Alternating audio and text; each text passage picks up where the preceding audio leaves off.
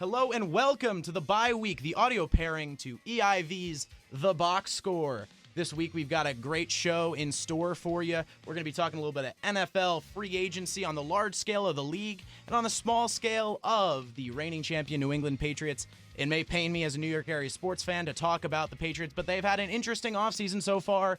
Some may say more active than years past, and we're going to be going across the pond, talking a little bit of footy, a little bit of soccer, depends what you call it, but we all love it here at the bye week. You know, we're closing in a little bit on the NHL season at this point, making the run up to the playoffs. Around this time last year, around the time of the trade deadline, I am a confessed Pittsburgh Penguins fan. I was enjoying what eventually became a very beautiful run for the reigning Stanley Cup champions deep into the Stanley Cup playoffs, and then taking that second Stanley Cup playoff win in, I think it's about 8 years. That was a very impressive time for me. But I want to talk a little bit on the larger scale, beyond the playoff race at this point. We've seen an interesting thing in the NHL over the past 20 years. Interesting thing is a very general term, but you're not seeing those Wayne Gretzky, Mario Lemieux close to 200-point seasons anymore. Currently, I think the current leaders in points, and Connor McDavid, Sidney Crosby, and Brad Marchand, they're all basically on pace for just around 100. But you're not seeing those huge numbers anymore. You're seeing those less meteoric rises, and you're seeing fewer goals ultimately scored. And there's actually, since 1992, oddly enough, there has been a decrease, or actually in 1992, there was per game combined, there's about 7.25 goals per game. 10 years later, the drop-off was to 5.31 in 2002. Wow. And now we're in the 5.3 to 5.4 range. And it's an interesting place to be in the hockey world, but it's interesting in the sense that defense has improved. In the era of composite sticks, which you see faster shots, everybody has the opportunity to have quite a fast shot. You see butterfly goaltenders becoming a huge part of the reason why this has become a very more defensive-minded league. You see the trap, especially in the mid-2000s, laws to outlaw the trap as a defensive strategy to slow down offenses. But at the end of the day, whatever your argument is for why hockey has less goals, you just have to look at the numbers and you see that there are less goals being scored. I know might not necessarily follow hockey as much as I do, but just in terms of someone who might be trying to get into the game, generally speaking, you'd think offense would be something that's more enticing to people who would be the casual fan. Absolutely. No, if I'm going to a game, I need to see goals being scored. Yeah. Absolutely. I think that there's some things to be done, and speaking to that, I think there are a few steps that can be taken, and these are not fully original thoughts of my own. These are concepts that have been presented as being potential solutions to the problems, and we'll be talking about that in parallels to other pro sports. I have 3 ideas, basically. Once again, I've been spoken about before. In the scale of something that's already in progress in the league to try and improve goal scoring, something that there is evidence to say that this could work, but it hasn't been fully implemented as a change, and then a third, which is absolutely potentially insane, but definitely would lead to more goals. But there is no empirical data to talk about it right now. So I like the insanity. I like that option already off the bat. Do you like Linsanity playing hockey? Hey, Houston Rocket. Yeah. There you go. He was, yeah, for a short time. He was. Yeah, I can't keep track of where Jeremy Lin is at this point. point. I know. He jumps all over. He's one day he's with the Rockets, and the other he's taking rooftop photos with braids in his hair. Yeah. I mean, it's just he like was on the Hornets for a period of time, right? On the Hornets. He was on the Lakers, correct? He was with the Warriors. He was with the Warriors? He started off with the Warriors. Oh, when like early on in his career. Was straight fresh out of Princeton. I thought Harvard. Was it Harvard or Princeton? I'm pretty sure it was Harvard, but I think he was a Rocket, actually. It's funny. He was a Rocket, and then he just did a bunch of 10 days before he had his 3-week stretch. I mean, speaking of someone from the New York area, I remember once again our superior bagels to any other region. But I remember there was a huge thing that was in vogue. Was I worked at a French bakery at the time. Didn't make bagels, but they were just doing Linsanity cookies, and there was Linsanity bagels that were Knicks colors, and no one really when you get out to the sticks in New Jersey, no one is a passionate Knicks fan. and they were selling like hotcakes. I mean, they should have done Jeremy Lin hotcakes, but that's for a debate for another day. I will say, once that my favorite part of the Harden sanity, whatever you want to call it, are the gummy bears. You've seen those Sour Patches, right? Sour Patch Kids with the Harden's beard. No, mind you, my friend here is from Houston. If you couldn't tell already. If you couldn't tell, I don't think Harden sanity is the same national scale. Because once again, you know what? I mean, Jeremy Lin I saw them out here. I will say they were out here in like CVS because he smuggled them in his check-in luggage. Exactly. It's kind of like the Mitch Hedberg joke when he says, "My CD is now in stores." It used to be that my CD would only be in stores if I walked into a store and put them there. But you do that with Harden gummy bears. Exactly. Harden sanity throughout Boston. Harden sanity throughout Boston. So you're a fan of the insanity of the potential rule changes in the NHL. Circling back here. So these ideas, they're not going to be foreign to you because we've seen similar the way they've gone about where they potentially could be put into place done in other professional sports leagues. So my first one is going to be something that's already in progress. You're going to it's kind of it's a two-pronged attempt. The secondary one has not been attempted at this point. Lessening the size of goalie pads. Okay. Which you've seen just last month in February. They've implemented these new slimmer pants specifically for goalies, which, the goalies haven't had complaints, but before they were implemented, goalies were saying, like, well, if my movement's restricted, that's ridiculous. But these slimmer pants, nothing like too noticeable at this point. Mind you, goalies, there's a specific part of their padding, I believe it's right above their glove hand, which actually is called the cheater. It's this piece of fabric which extends their ability, not anything absurdly, but it's called a cheater. It's like, it was never outlawed, but like one goalie specifically used it, I want to say in the 90s, and then it became in vogue. Everybody started using it. So already the NHL has agreed and voted upon the idea that goalie pads should be smaller. I agree. Okay. Addressing that close to 2 goal difference, I think that is a way to do it. May I ask one quick question? Yes. Why is it that slimmer cut pants are going to? I understand the cheater element, but why is it that slimmer cut pants, beyond that, are going to affect the overall score of the game? So specifically, I believe that affects the 5-hole, which is between the goalie's legs. You'll see a lot of goalies who are wearing 2 pairs of pants. Basically, it's creating lessening the bridge in between their legs. I see what you're saying. So it's been implemented across the board. There isn't enough hard data yet because it's only been a month, just around a month since it's been implemented. So that's the first step because that's easy to do relatively. Are you saying hipsters would make terrible goalies? I can say personally, as a member of that community, I'm a sports journalist, but I do have a fade haircut, so I fall into that category. I've never seen a hipster wearing double pants, so I guess they technically would fall into the latter category, wearing slim pants. They would not be as good goaltenders. That is unfortunate. Yeah. No, I mean, I would just love to see, I would love to see Marc-Andre Fleury. I would love to see Bobrovsky. I would love to see, I don't know, even back in the day, but back before it was hipster. Yeah. I would love to see Marty Brodeur, all of them jamming out to, Vampire Weekend and Fleet Foxes and Death Cab for Cutie, really getting people's, because I feel like as a hype song, if you put on Death Cab for Cutie, someone's not going to score. You're going to be sad. You're going to be thinking about your high school girlfriend again. Oh my God. Hipsters as goaltenders, people. However, so that's a first step. But other ideas are basically padding changes, basically on the legs. They're very large, making those smaller. And the problem is that they'd have to make it so, they're very personalized, they're very specialized.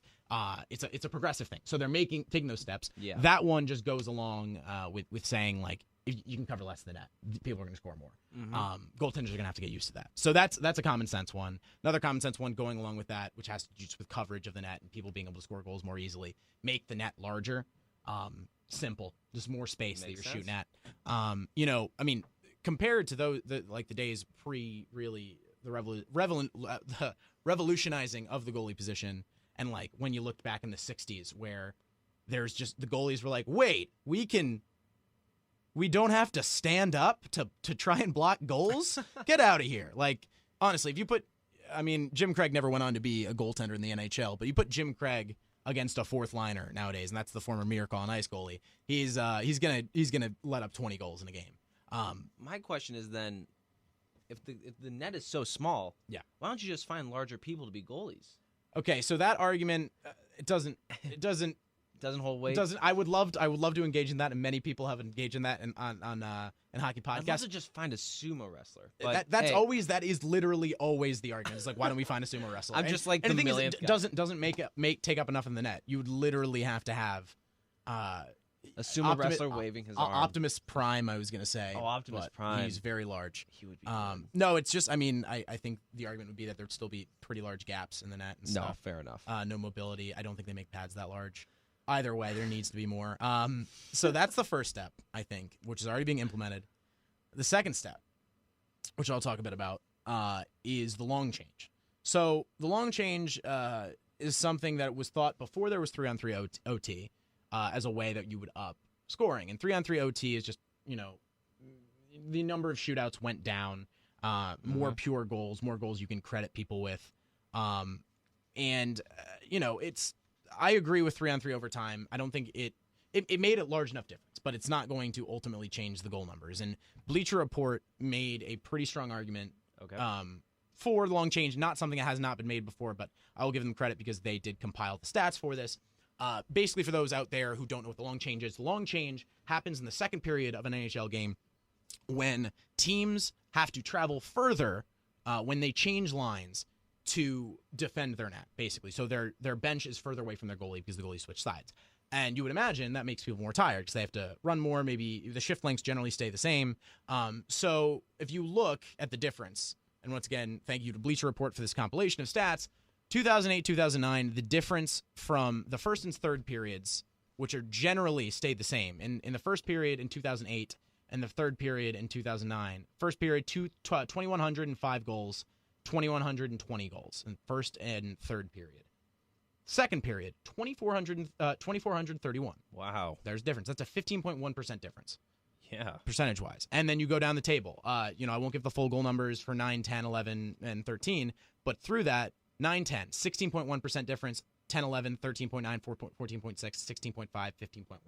Total of 15.1 of scoring difference between the first period and the second period or third period and when you compile them together. So there's clearly a correlation. People get more tired. So that would be a simple institution of that policy. First and third. Easy. Long change. Put that in place. People are going to get more tired. It'll work. I'm signed on. It's perfect. And speaking to this a little bit, just because, actually, no, we'll get into the absolutely insane one. All right. Why not? Absolute insanity. Get rid of offsides entirely. There's been recently a lot of people focusing on how offsides reviews slow down games, and the old men yelling at clouds are saying that it's wrecking the game as naturally technology does, as naturally as when in the 1960s or 1970s when people said, yeah, you can't tackle people in the NFL by grabbing them by the throat. Herm Edwards. Whatever. People are always going to be saying they're making the game worse. There's all these purists who then are attacked by the purists before them. Yeah. Yeah, no, I mean, that will always satisfy happen. anyone. I mean, and that just goes, when they cycle through a new set of sports media, then it changes. People's perspectives change. For example, I'm someone who basically holds, I'm a believer in fighting in hockey. I think there's a certain value to it. However, I'm sliding away from that. I mean, I'm a young person, and I'm a young pundit. I'll give myself credit. I'm wearing a blazer right now. Yeah, you got the tie. You're good. Yeah, I'm a young pundit, so I believe that I like it. That's what I grew up watching hockey, is understanding what it be, and I thought it's something that's very unique in the sport. But obviously, you can't have fighters in the NHL. You can't have pure fighters in the NHL. That leads to CTE, concussion issues. Oh God, yeah. So with offsides, take away the blue line. More free-flowing hockey. You might argue you could just have one player cherry-picking down there. You could toss him, you can slam it home, but then you're at a disadvantage. In the same way in the NBA, if you have someone who doesn't play defense and just sits there, then potentially that's just going to work. Fair enough. So it would ease the flow of play. There'd be less stoppages. Being that there's less stoppages in play, players might get tired quicker, and you might have more raw hockey. So I guess onto that scale, implementation, about trying out these rules. And if you could go into a little bit on how you saw this recent years, change in the NFL. Yeah, with well, PAT and everything like and that, I think and MLB too. I think then going back on that, this is even going back to the purists conversation where the PAT rule in the NFL changing. I mean, I doubt it. I was like, touchdowns are 7 points. Like, that's just the way they've always been for me. But the rule, as minute as it was, made it so much more interesting. And, obviously they didn't have the resources to check it out in, developmental leagues like the MLB has done with the timed pitch count rule. Yeah, and I will say real quick, in terms of never has become an affiliated league there, but there was a couple years ago something called the NFL Europe? No, not NFL Europe. FXFL, which was the Fall Experimental Football League. Interesting. Which I had the good fortune of covering one of the games. Boston Brawlers, Omaha Mammoth, Florida Sharks, and the Brooklyn Bolts was the first year. Which was the idea was basically have a minor league football. Yeah, I think they're actually trying. Now that I remember, I read an article a couple months ago where they're trying out a league 2018. So that is basically the Veterans League in the spring, which is interesting. That's right. It was a spring league. Yeah, which I think is something that's interesting. But speaking to the FXFL, not something that had a crazy amount of publicity, but interesting concept. Having a minor league team, especially if it was in the continental United States, because it would be easier for teams to pull players and all that stuff. There's certain big names that were there. Big names that were in the FXFL, Taj Boyd, former Clemson quarterback, who was drafted by the Jets, I believe, in the 6th round. I believe he was in the FXFL, started for the Boston Brawlers, I think, for a year, ballpark. The pay wasn't great, but anyways, not an argument about the FXFL right now. They did, before the NFL did, they did the moving back the point after. And now really? it which is interesting. That's the value of minor leagues. Absolutely. So I mean, but speak to MLB on that. How their minor league system has been able to. Yeah, I mean they implemented the pitch count, and they were talking about how there's a lot of people in the MLB right now who are going to be grumpy about it or unhappy with the rule change. But in actuality, a lot of the minor leaguers and the coaches too are very content with it. And then it's going to be great because what happens is kids are going to be taught to this, which is then you know what? If a baseball game's 2 hours or 6 hours, I'll be watching it regardless. But there's a lot of people who lose their attention, and it's understandable in the sense that it's just a very drawn out game. And I think that this growing up, knowing that there is a pace of the game that you need to play towards, is fantastic. And I think that's going to be really impactful. Looking 2 decades beyond from now. Yeah. And I mean, and you can speak to the NHL. They have the infrastructure already. The NHL, I think it wouldn't be a far cry to say this, has one of, if not the best, developmental leagues out of all pro sports. You look at junior hockey as a sub-developmental league, but then you look at AHL, and the amount of times I've poured through Quant Hockey and looked at all of these stats from these obscure teams of these players that end up coming, and KHL to a degree. Not really used as an experimental league for the NHL. You'll see Russian stars go there when they want to retire, blah, blah, blah. The NHL has control over minor league leagues where they can try out these rules and potentially use them. And I think it would be definitely something to try out, maybe for a full season in the AHL. Something interesting also would help the prospects get used to these new things. So ultimately, I think that the NHL is in prime position to try out these 3 things. Goalie pads, I think, it's something that they're just straight up implementing in the NHL. Straight up. They're trying to do that. They're doing it at the same level. Long change, something I think you should start off in the AHL. Also potentially could be good. No, I don't care about conditioning. Whatever. I was going to say that. The minor league players can learn some grit. Grit's stupid. Grit's stupid. Grit doesn't exist. I'm looking at you, John Tortorella. I'm kidding. Or am I? Nah, the Blue Jackets did fine. Blue Jackets did fine. He's won a Stanley Cup. I'm still soured because the U.S. team in the World Cup of Hockey, which was a beautiful, beautiful thing, did so poorly. And he's a great guy. He's a guy that says, which I understand. And once again, debate's been made before. Ever since the Miracle on Ice team, everybody's been trying to build a team of underdogs because skill can't beat Canadian skill. Whatever. So I think those 3 simple things will be good to ultimately up the NHL's scoring. Once again, close to 2 goals below what it was in 1991. And, you can say there was a lot of amazing, talented players back then. Lemieux and Gretzky and Yager, and Yager's still here. He is just so amazing. Just pounding black coffee and doing push-ups. It's amazing what a mullet I will can say do for you. I'm all about the offsides rule. I'm actually very interested. I'm aware of offsides as a result of my playing NHL 16. Yes. And yes. of course, the only way I know sports. Yeah. And who would expect me to Yeah. No, I remember in our fantasy hockey league, you drafted Zenyatta from Overwatch, and I was blown away. And I was like, there are no healers in NHL. Walter White sounded like a great goalie. Yep. You know? Yeah. No, you are the type to draft. I'm pretty sure you drafted Barry Sand. I think you typed in Barry Sandler's. Oh, which it was that I meant Barry Sanders. Oh, right. Well, I mean, Sandler's, Adam Sandler. Speaking of some Happy Gilmores, we've got a great segment coming up talking about the NFL free agency, specifically the New England Patriots NFL free agency, a huge addition. Stephon Gilmore, a very happy Gilmore now that he has been getting paid 5 years, I believe, getting paid at a great market price. And that's coming up next.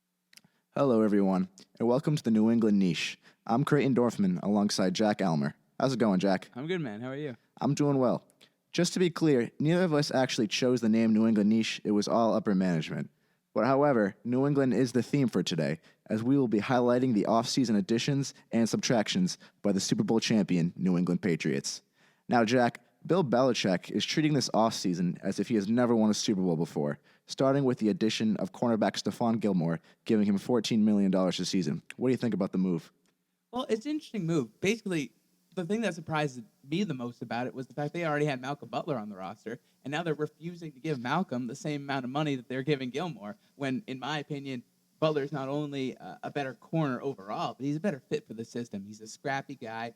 He plays the Patriot way. He's probably the best with his hands jamming receivers off the line, I think, in the league. Bringing Gilmore, while a great player, is just it's an odd move. But I can see adding a player of his caliber to a team that's already great can only mean good things for the Patriots. So they're probably going to lose Butler as a result of this deal. But it's a good replacement. I do think that if they go ahead and lose Butler now with the addition of Gilmore, they're going to have to add another corner on top of that. It's a solid move. I just don't know if it was worth losing Butler. Yeah, Gilmore was a Pro Bowler last year with Buffalo and had a career-high 5 interceptions. And cornerback for the Patriots isn't a position they typically invest heavily in, which was very surprising to see all the guaranteed money he got. And personally, I think letting Malcolm Butler, as talented as he is, I think it would not be the worst thing for the player and the system if he left, based off of previous acquisitions that they had. Like, look at Darrelle Revis, Browner. I mean, they left all on big deals, and they're nowhere to be found. I don't think Browner's even on a team. Revis is looking to get back on a team. But, however, I do think Malcolm Butler will be back, or at least I think the Patriots will get him back. Outside of Butler, the remaining cornerbacks in free agency are pretty much garbage. So if they were going to replace Malcolm Butler, I think they would have already gotten that done. And if they are forced to replace him via free agency, I think it's most likely they bring in a veteran such as an Altron Werner or Sam Shields, or if not, look to build in the draft. But as we know, draft picks are not their strength this year, especially early on. Yeah, very hit or miss, especially with corners. Cyrus Jones, we thought was going to be a huge part of the Patriots' plans, and really we didn't see him much on the field past week 6. So maybe he takes the next leap. Maybe it's like you said, a Werner or a Shields. I would be happy with either of those moves. But if Butler does walk, I think especially in today's pass-heavy NFL, you need 3 quality corners on your roster.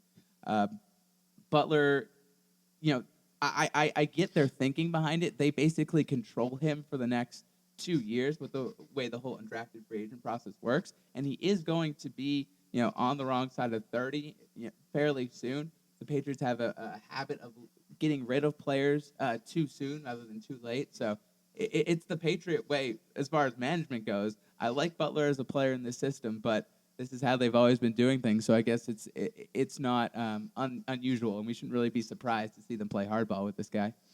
And what we've learned, never question Bill Belichick. Exactly. Never question Bill Belichick. All right, next, the arguably the most important deal you can make the case for the New England Patriots was re-signing star linebacker Dante Hightower on a 4-year deal.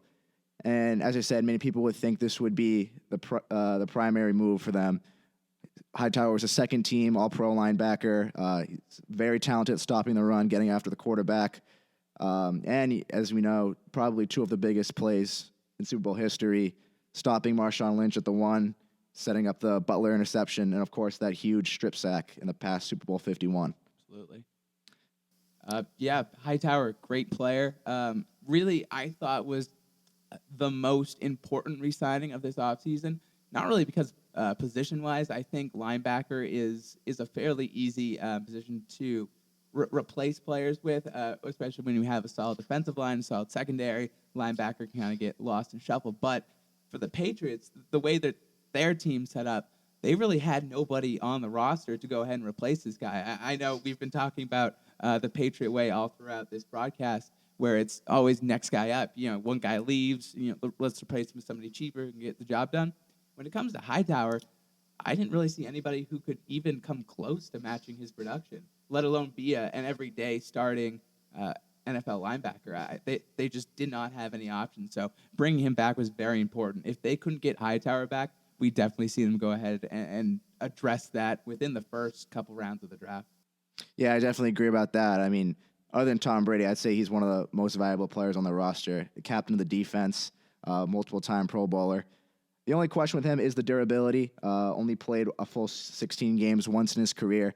But in the end, he's just too valuable to let go. And according to other sources across the NFL, they never thought he was going to leave New England. I think the Jets in Pittsburgh is where he visited, and he left there without a deal, which was positive for Patriots fans across the board. Oh, absolutely. Could you imagine how much it would stink to see Dante Hightower walk into Foxborough twice a year? Especially after those cupcakes. Those are they tried to sell him one of those cupcakes for his birthday. That was interesting, but I'm glad that didn't work out. And of course, the move that probably the NFL is most excited to see, well, especially Patriot fans, the Brandon Cooks trade. And Cooks is coming off back-to-back 1,000-yard seasons and has 20 career touchdowns in 3 seasons, and he's only 23 years old, Jack. Yeah, crazy. It's a great move. I mean, especially when you look at what some of the other receivers around the league are going to make. Having him on such a team-friendly deal, at least for the first couple of years, is just phenomenal. A player who can stretch the field is going to be huge for Tom Brady. We really haven't seen a guy who can go over the top of defenses on this Patriot roster since really the days of Randy Moss. And we all know what happened with Randy Moss. Exactly, we all know what happened with Randy Moss. That's the single-season touchdown record being broken is what happened with Randy Moss. So hopefully Cooks, I don't think he's going to get to Randy Moss level, but it adds another weapon to this offense that now you can go deep. Now that it's going to open things up underneath for Danny Amendola and Julian Edelman. So having him draws attention away from your other guys and opens up things that the Patriots like to do in the mid-range and short passing game. They're great with Edelman on those 10, 15-yard plays. Now they have Lewis coming out of the backfield. So to have a threat that can really stretch the defense out is just going to be phenomenal for this offense. Yeah, just thinking about on one side of the field, Brandon Cooks split out, Edelman in the slot, and Gronkowski at tight end. That's a nightmare for opposing defenses. Yeah, I mean, you can really chalk up this offseason. Another win is getting Rob Gronkowski back because he's coming back as well. Martellus Bennett did a phenomenal job in his absence, but he's not Rob Gronkowski. He's not the best tight end in the NFL, possibly in league history. So getting him back is going to be great. Getting Cooks now is going to be scary. There's a lot to like about this move, and giving up that first-round pick, we know how good New England is with hitting first-rounders. So not that big of a loss. Yeah, and I think Cooks is great for this offensive system. They love those speed wide receivers, guys you can move around and run plenty of different routes. And just thinking about Danny Amendola as the 5th wide receiver on an NFL roster. I mean, you could make the argument he could be a 2 or 3 on any other NFL team, but having him as your 5th wide receiver on the depth chart, it's going to be a lot of matchup problems for opposing defenses for sure. And probably the sleeper move that Belichick made is the trade for defensive end Coney Ealy, which only cost a few draft spots moving down. Coney Ely, he's been known to be a boomer bust player, but when he's on, he's arguably one of the best pass rushers in the league. Just about a year ago, Ely played in the Super Bowl 50 with the Carolina Panthers, and if they had won that Super Bowl, Ely was probably on his way to Super Bowl MVP. He had 3 sacks, a forced fumble, a fumble recovery, and an interception. What do you think about this guy, Jack? I love him. Ely will be interesting to see how he kind of fits in this Patriots defense. They can do a lot of different things with him. You mentioned that interception he had off Peyton Manning in the Super Bowl. What an athletic play. Oh, yeah, for sure. You can do a lot with this guy. So you can move him around, rush the passer, maybe even put him in like a stand-up role so he can drop back, cover the flats. There's so many options with this guy. And the Patriots love players who can do a whole bunch of different things for their team. It's one of the things that's going to make this move so beneficial is not only are you trying to replace the pass rushing production of Chris Long, who's going to go elsewhere, as he's already stayed in the offseason, hasn't signed yet, but you also get that coverage skills that you really haven't seen in your outside linebackers. Jamie Collins was obviously that athletic guy who really maintained the flats for most of his time with the Patriots, but losing him, you kind of get some help in that department with the addition of Ely. And like you said, only moving down a few draft spots to get this guy was just a home run move. Yeah, it was definitely a steal for the Patriots. And as we know, the best Patriot defenses have always had speed on the edge with depth. I mean, look at this past Super Bowl team with Trey Flowers, Chris Long, Malcolm Brown, guys that you can rotate in and keep fresh is definitely going to be very important for them to get after the quarterback. And I'm excited to see what this guy can do for the Pats. Yeah, losing Chandler Jones, training him away, you didn't think the pass rush was going to be what it was, and at times you saw last season it did struggle. So adding a guy like Ely who can get after the passer will be phenomenal. It's an excellent move. And continuing with the theme of the D-line, the Patriots re-signed Alan Branch and also added Lawrence Guy from Baltimore, boosting their run defense. And as we saw last year, the run defense was very good when everyone was healthy. I mean, even with Hightower coming back. And in the AFC, there's not too many quarterbacks that are going to come after you and beat you down the field. So I think this is a strong Belichick move to strengthen that run defense and make opposing quarterbacks beat you in the air. Yeah, definitely. You talked about how Amendola could be the fifth wide receiver on this team, could be the number 2 or 3 guy in most other teams. Lawrence Guy is another player who could be a starter on a lot of other NFL rosters, is probably a rotational guy with the Patriots, but a really good one. Phenomenal at stuffing the run, can plug him in short yardage situations, and really that'll pay off. Yeah, and one guy I'm very excited to see this year is Trey Flowers. He's coming off his rookie deal, and what he did in the Super Bowl, he had multiple sacks, and they came up pretty big. And I know in the locker room, coaches have said that they think he's a rising player, one of the best defensive players on the team. So excited to see what he can do. I think he's ready to make the next step to elite pass rusher. Yeah, drafting pass rushers and defensive ends is always kind of a struggle because a lot of times they'll go from their college systems where they could beat a lot of opposing offensive linemen with their athleticism. Now you're coming to the NFL where guys work their full lives to be here. This is their job. So they are 100% coached on technique. They're very fundamentally sound. And a lot of guys you see will struggle early on. Trey Flowers is a guy who kind of hit the ground running. And that makes you really excited to see what he can do in the future as his career moves forward. And I'd say one of the most interesting moves this offseason for the Patriots has come at the running back position. So they came out and signed Rex Burkhead from Cincinnati. Do you think he's their early down back, or you think Blount is going to come back? What do you think they're thinking right there? I'm not sure they're done adding running backs. I don't know if it'll be Blount. Blount's an interesting character because he really hasn't had success. I mean, he did have those early years with Tampa, but since he's come to the Patriots, he did have that stint with the Steelers. Nothing really happened there. So you wonder if he'll come back to the Patriots where he's had the majority of his career success.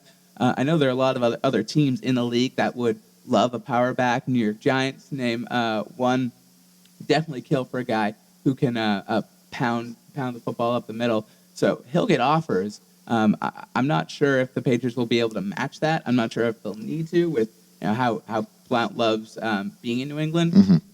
But if Blount doesn't come back, I definitely think they're going to add somebody maybe in the later rounds of the draft in addition to Rex Burkhead. It's a good move bringing him in, but some of these fringe free agents you see with the Patriots where they sign guys who were kind of in backup roles, especially like Burkhead, who was behind Bernard and Hill over in Cincinnati. You see them kind of struggle to make Patriots rosters oftentimes. So we'll see if this guy can be a good depth guy. They cut Tyler Gaffney to add him. So bringing him on means they definitely, and making that corresponding move means they definitely have faith that he'll contribute. I'm not sure if he's going to be your lead back, but he'll definitely be in the mix, I think. Yeah, I'm very curious to see how they use him. I mean, Cincinnati, he was a third down back, came in, caught passes, which, as we know, the Patriots already have several guys in Lewis and James White who come out of the backfield, third down, speed guys. So I'm curious to see, I mean, a Belichick guy, he's like a Belichick guy throwing special teams. But I would like to see him get involved in the offense. He reminds me of a Danny Woodhead who was so effective in the system. But, yeah, as you said, LeGarrette Blount is the big question. Are they going to bring him back, that early down bruiser back, which they've always had? So we'll be curious to see what happens there. Yeah, the Patriots have always liked to kind of have a good mix of runners on their roster, guys who can do different things. Their roster right now is kind of puzzling with three guys who are more or less the same player. I think they're looking for either White or Lewis to take that next step and be kind of an every down back. But right now they have three really good third down running backs, and I'm not sure how they're going to kind of facilitate snaps there. I definitely think they're going to have to need to add another player to that mix, though. It's still early in free agency. A lot of time left. We're only, a couple weeks in? Yeah, it's the fun. It's all the fun. First day is always crazy. Some of those contracts. They get Right. Ridiculous. So, a couple of questions that have yet to be answered, or if they will be answered. The offensive line for Tom Brady. Tom Brady's coming in at 40. Don't you think they would really want to bolster that O-line now that he's 40? Don't even get him touched. Don't risk him getting hurt. We've seen what last year, very inconsistent. They did have spurts when it mattered, as we saw in the Super Bowl, like those the game-tying drive and the game-winning drive. No one got near to Brady. So they've stepped up when it matters, but it's the games that in the regular season against those like San Francisco 49ers, as we saw last year, they were getting to him whenever they wanted. So I'm just curious, if they're going to bolster the O-line or stick with what they have, because as we know, Brady's not getting any younger. Yeah, the offensive line is kind of an interesting thing, especially when you look at the market for offensive linemen in this past free agency. Just through the roof, the money that teams were paying for guys. You have a 35-year-old Andrew Whitworth who's going to make tons of money with the Rams. So I don't think they could really they wanted to overpay for the few really talented players that were out there on the offensive line this free agency. There really weren't a whole lot of big names, and the big names that were there got paid a lot, and the mediocre names like a DJ Fluker going to the Giants still got paid, still got a contract despite being a huge first-round draft bust. Teams were fishing out there for offensive linemen, and the Patriots just weren't getting in on it. I can't say I blame them. A lot of the players who were worth chasing signed for deals way above what I thought their market value was going to be, and the remaining players just weren't really all that much better than what they had on their roster. I definitely think this is another need they're going to have to address in the draft. Offensive linemen we've seen coming out of college take a little while to develop, and that's part of that whole technique that they need to develop to stick with the pass rushers at the NFL level. But Patriots definitely saw the market and didn't think it was worth dipping into. Yeah, obviously they have faith in their own line, but not making any moves. Bringing back offensive line coach Dante Scarnecchia really boosted that O-line this season. Marcus Cannon, a guy 2 years ago, people wanted out of New England, got absolutely torn apart by Von Miller in the AFC Championship 2 years ago. Re-signed him to a big extension this year, and he had a great year. In that matchup against Brady and the Patriots again in the rematch in the regular season, Von Miller barely got to Brady. He wasn't a factor. Marcus Cannon shut him down. So obviously they have faith in what they have going forward. Yeah, definitely. I think part of Von Miller's lack of effectiveness can be attributed to Malik Jackson's departure. I think having a massive defensive tackle who can get to the quarterback while you're trying to go ahead and rush the passer on the edge is definitely a lot of help. But so taking Jackson out of the equation plus the improvement of Cannon really put the Patriots over the hump. Denver was kind of the team that nobody was really sure what to make of because they were so good on defense, and with question marks on offense, the Patriots were able to handle them. And I think they'll be able to handle similar teams like the Houston Texans if they keep improving on this offensive line. Bringing back Skarnecki to coach this line was a great move. Yeah, and finally, I really don't see any team in the AFC testing these Patriots. I know people say Romo could make the difference if he goes to a Denver or Houston, but I don't know. I just think this Patriots team is going to be too good. If Romo were to go to Houston, I think then you might need to worry. I think Romo is probably one of the most underrated quarterbacks of the past decade. He rarely gets his fair shake at how good he has been, just because once you get to the postseason, he kind of lacks a punch. To say the least. Yeah. Choking would be the would be the term other people would use, but adding a quarterback to that roster, they were able to dump Brock Osweiler's horrifying, scary. If they can bring him on, then you might see a team that does make a playoff run. But I don't. They're not on the level of the Patriots, especially with all the moves they made. Really, the Gilmore move was the only off-season transaction that the Patriots made that you can question a little bit. But even at the end of the day, you're talking about two Pro Bowl corners, right? One or the other. So it's a good question that a lot of teams would like to have their fans be asking. Which Pro Bowl corner are we going to keep? So Patriots did a lot of things that to like. And really, I agree with you. I don't see anybody in the AFC that can legitimately challenge these Patriots. And we can't end this podcast without talking about Garoppolo. No, we can't. Where do you think? What do you think's going on with him? Is he leaving? He's staying? Oh my gosh. There's so much up in the air when it comes to Jimmy Garoppolo. We've seen him play a game and a half, and that game and a half was really good. But again, it's a game and a half. Yeah. We've seen a lot of quarterbacks get paid for similar production. Matt Castle, Matt Flynn. Got people to name a few. They didn't turn out too well. They did not turn out very well at all. But the Patriots' reluctance to trade him is kind of where this situation is a little different from those guys. The Patriots have had Garoppolo in their system for his entire career. They've seen him every day. They know what he is. So that leads me to believe that they, having him in their building all the time, know that he can be a great quarterback. I trust Belichick's eye for talent, that he thinks this guy can be a great player, but you have to wonder about the logistics of keeping Garoppolo. If you keep him on your roster this year, he's gonna hit free agency, and that's when you're gonna have to make a decision. Are you gonna franchise tag him? Because I can't see this guy wanting to sit behind Brady for another year when he knows he can play. Right. So now you're gonna have to go to a 40-year-old Tom Brady and say, hey, I know we're trying to extend your window as long as possible and win as many championships in your final years as possible, but we're going to go ahead and give $14 million to your backup this year. How does that conversation go? Yeah, I'd love to be a fly on the wall in that room. Exactly. Yeah. Oh, my God. How do you react to hearing that the end is near when it comes to Tom Brady? I've heard people theorize that keeping Garoppolo keeps Brady looking over his shoulder and kind of keeps him going. And that's why we saw this huge improvement from past years where you thought it was kind of, about to end. And now he's, again, in the MVP conversation. So maybe Garoppolo adds some unseen value there, but is it a $14 million plus value? That's a question you're going to have to ask. A lot to look forward to. Definitely. A lot of free agent craziness. Oh, my goodness. All right, final thoughts. New England Patriots, final record this year. Creighton, killing me.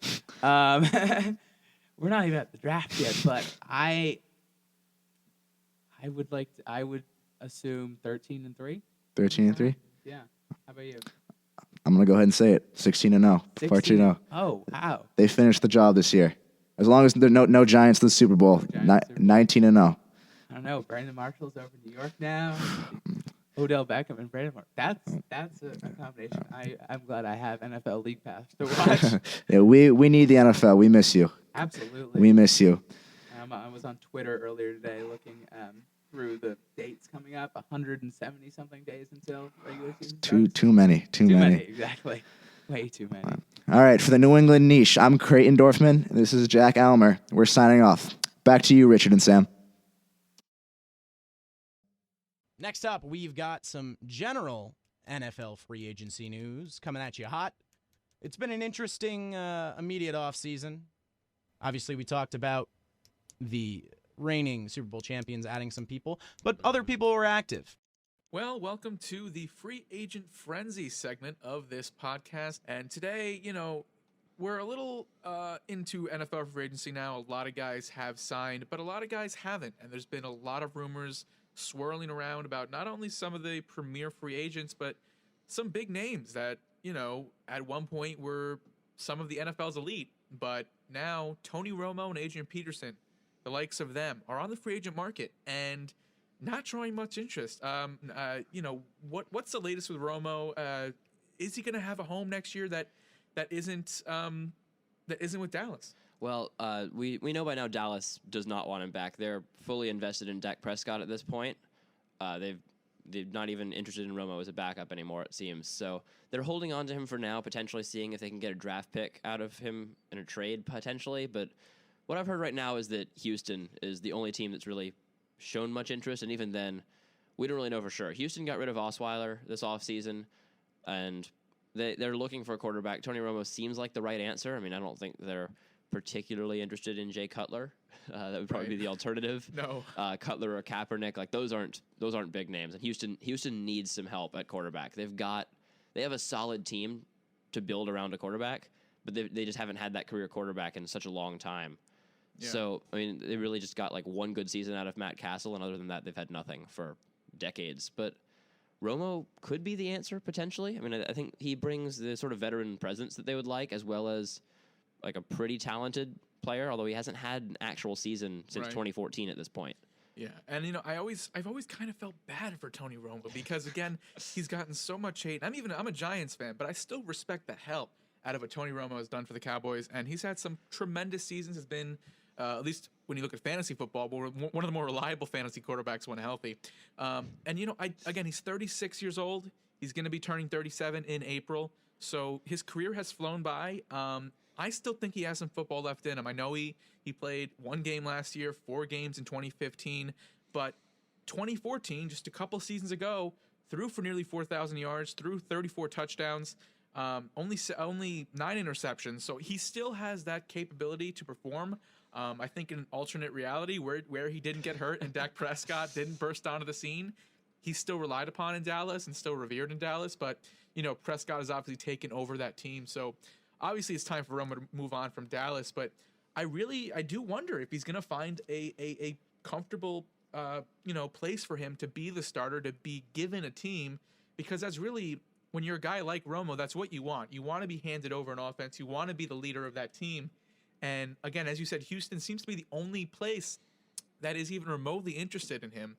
And again, you mentioned it earlier, before we started recording about, do teams want, if you want Tony Romo, do you really want to win a Super Bowl? Exactly. I think that's the big question here is that, like, Romo, if you look at his stats just in the regular season, not worrying about when it is, he's been an elite quarterback for almost his whole career. He's a spectacular Week 4 quarterback. But you look at him in any game, like Week 17 or the rare occasion he's been to the playoffs, he can't even function. And so I think that would be the one red flag for the Texans, obviously a big red flag, because they're looking for a quarterback. They're not going to go with Tom Savage as their starter for this whole year. Oh, no. But they've got, Lamar Miller and Alfred Blue as running backs. They've got some solid receivers, not elite receivers by any means, but some solid receivers. DeAndre Hopkins is an elite receiver, but other than that, Braxton Miller, Will Fuller, some good all-around players, a very solid offensive line. They need that missing piece. And Romo could be it. It's just, the Texans are a team that has often made it close to the playoffs in the last few years, or just made it barely into the playoffs. And they won a playoff game with TJ Yates. So anything's possible. I think it's worth asking, though. As you said, that would Romo not be the best Texans quarterback since Matt Schaub? Yeah, and even then, Matt Schaub was, shaky. So Yeah. So, I mean, I think, again, as you said, I don't think Romo is the quarterback for a team looking to do incredible things these next couple seasons. Obviously, if this isn't his last season, I mean, he's close to it based on his injury history and his age. And he's not Tom Brady. He's not going to play till he's 65 years old.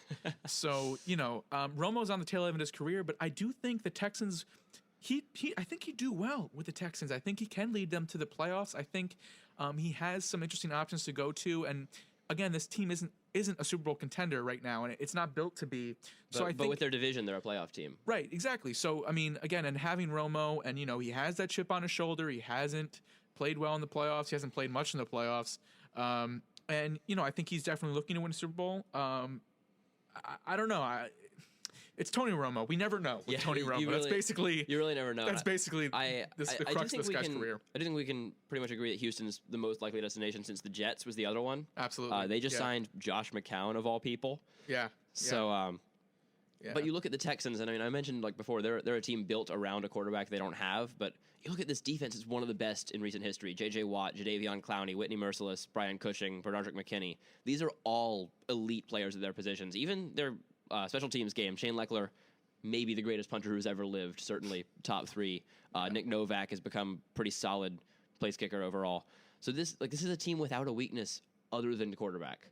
Right. So I do think this would be a good move, and I think that it would be the best option they really have available right now, unless they were to really go all in on someone in the draft, like a Trubisky or someone like that. But I don't even think they'll get him since their draft picks aren't early enough. Right. Yeah. Well, another free agent that, again, we mentioned earlier is Adrian Peterson. Adrian Peterson, this guy who at one point he was everything in the NFL. One of the best running backs, arguably, undeniably, the best running back in the NFL at one point.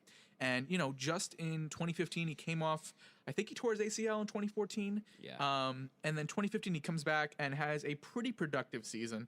And then 2016, again, gets sidelined with the injury, plays just 3 games, averages 1.9 yards per carry. And again, it blows my mind that a guy like him can hit the free agent market and be one of the least coveted players in the league. And again, we're here now, March 24th. Not sure if we're supposed to say the date, if this was supposed to be kind of a evergreen podcast, but you know what? It's not at this point. But again, we're late into free agency, and we do not know where he's going to end up next season. And I think it's very weird. You look back at 2015, he was great.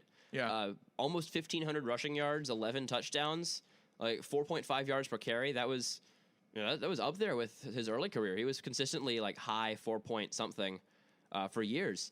And so for him to come back the next year and barely even function the first 3 games and then get hurt, I think it was a bit of a shock. Not that he got hurt, because that's happened before. That's also just bad luck. But the fact that he was so ineffective early on. The Vikings are a solid run blocking team for their other running backs, so I don't think it was particularly an issue there. He just wasn't finding the holes he used to, and I think could be a sign that he's aged a lot. And I think a big thing keeping teams out is the asking price. He's asking for $8 million plus his first season for a 33-year-old running back. Yeah. For most of this year. I mean, that's a lot. This is a position where you usually start seeing people decline around 27, 28.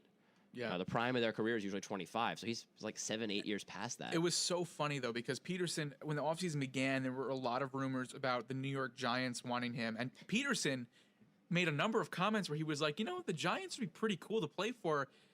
Hey, Jerry Reese, do you want me? And he was like, no. Thank you. We'll stick with Paul Perkins and Rashad Jennings. So that says a lot about where Peterson's at. Yeah, really. And, that is quite an insult. Nothing against Perkins. I love him. But Jennings, anyway, that's another conversation for another day. But Peterson, again, with his asking price, again, I think you're right. He still views himself as, I am Adrian Peterson. When really, he's not anymore. Just Adrian Peterson now. He's had a great career, but 33 years old, a running back. I would not. This is not the guy who ran for 2,000 yards Absolutely back in 2012. not. And Absolutely not. It's not even the guy who ran for 1,500 2 years ago. Yeah. And I think we saw that very clearly. He's had yet another major injury. He's been injury prone throughout his career, but nothing major until 2014. Right. And now that he's got so many giant injuries, just 2 huge injuries to his legs within 3 years. Right. And that's how can you rely on a running back like that? So I think that's about it for the Adrian Peterson story at the moment. We really don't know. I'm sure he'll find a team. Yeah, but not $8 million a year. No way. Some team will get desperate and pay him close to what he wants, but I I just can't see it. Yeah. So moving on again, as you may remember, the New England Patriots won the Super Bowl again. And, again, when a team wins the Super Bowl, typically, it's hard to say that they're going to come into the next season even better. But God damn it, they are. They've made They're the so Patriots. many incredible moves for a defending Super Bowl champion to be this active. Not common, not too common. Unless it's the Patriots. Unless And it's you the see this Patriots. repeatedly. Right, and you see Bill Belichick going out at these scouting days and scouting these draft prospects and again the front office has been going crazy, making this team better to a point where I don't know what team could beat them next year right now. After they traded for Brandon Cooks from the New Orleans Saints, they signed cornerback Stephen Gilmore, just re-signed Dante Hightower.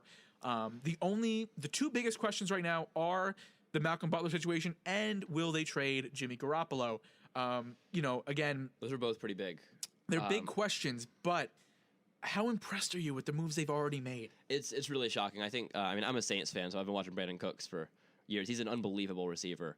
And the fact that they got him for just a couple of draft picks, it's amazing. It's robbery. I don't know how they do it. It's two good draft picks that the Saints really need because they're a team who's rebuilding as we have been for quite a while. People say it's almost people should go to these other teams and be like, stop helping the Patriots. They have enough help. They're good enough. They just won their 5th freaking Super Bowl. With the and same now they're quarterback. going to be a better team next year. Although I do think that losing Malcolm Butler would make them a worse team pretty significantly. You think Gilmore's not a good replacement for Butler? I think Gilmore is good. I don't think he replaces Butler with the same level. Okay. I think Butler, no one had ever heard of him when he made that interception to win the Super Bowl. Right, yeah. And then all of a sudden he was like, oh, I'm famous now. I better live up to it. And full credit to him, he did.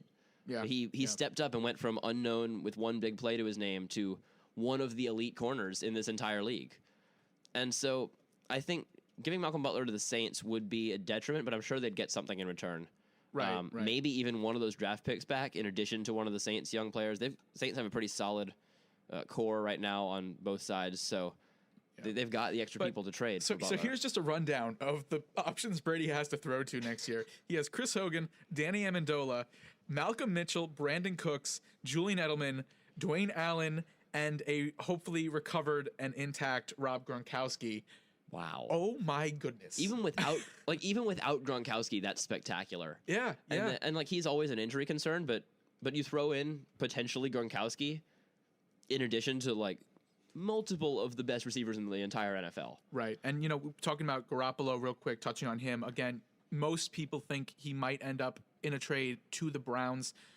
Poor Jimmy Garoppolo, going from the New England Patriots to the Cleveland Browns. Of course, I really hope for his sake that doesn't happen. Right. It would be great for the Browns. I always wonder, though, when you, as cool as it is to play behind Tom Brady, he's playing behind Tom Brady. There's no mobility there for his career. So do you think a player like him actually kind of wants to go to the Browns and have a chance to be the quarterback there?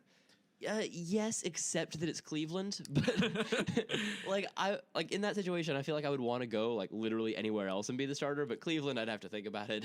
I mean, you look at but still, he would be the starter there without any question. So it would be a good opportunity for him. I mean, the Indians, the Cavaliers, and the Blue Jackets are having incredible seasons. So the Browns are the last team to finally pick this up. And they're not going to. No, I can go ahead and tell you that. It was just a good thought. I don't know. I like the thought. I like those other teams, but. But yeah, they are not going to be the next Indians. Certainly not the next Cavaliers. Yeah. They are not even going to be at the Blue Jackets level anytime soon. No. So in summary, the Patriots have won Super Bowl 52, and they've gotten better. Yeah. I mean, again, Butler is still on their team for now, so they have only gotten better right now. You totally missed my joke. I said they won Super Bowl 52. That's next year's Super Bowl. Oh, but yes, that is, and I actually agree with you. I mean, anyway, so moving on, let's talk about another big signing that kind of shook the NFL. Of course, the New York Jets said goodbye to Brandon Marshall, and so he moseyed on into the other locker room at MetLife Stadium and said, hello, New York Giants. The Giants signed him to a 1-year deal. Of course, Marshall coming off one of the worst seasons of his career, probably the worst. But again, the Jets quarterbacks of Ryan Fitzpatrick, Bryce Petty, and the occasional Geno Smith throwing to him doesn't bode well for any wide receiver. So there is a lot of hope in the Giants land that Marshall will be a great target for Eli Manning, a great complementary piece to Odell Beckham Jr. A team. The Giants again relied on OBJ to win pretty much every single game last year. They had a great defense. That's a scary offense. Yeah, with him and Sterling Shepard, and again now with Brandon Marshall and Eli Manning still going strong for Eli Manning's sake. I'm really as a Giants fan.